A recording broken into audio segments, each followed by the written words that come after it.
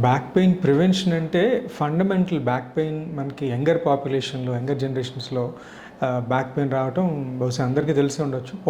Pasteur వల్లే back pain వస్తుంది. There is no great other than posture, great reason other than Pasteur.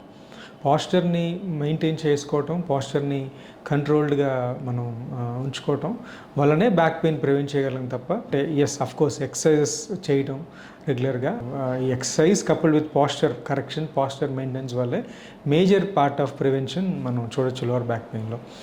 అయితే చాలామందిలోని ఉన్న ఉద్దేశం ఏంటంటే, ఒపీనియన్ ఏంటంటే, పాస్చర్ కరెక్ట్గా పర్ఫెక్ట్గా మనం ఇలాగ స్టిఫ్గా ఉంటే అది గుడ్ పాస్చర్, అండ్ మనం ఏమాత్రం ముందుకు స్లౌచ్ అయినా అనీవెన్గా కూర్చున్నా దాన్ని బ్యాడ్ పాస్చర్ అంటాం అనుకుంటాం.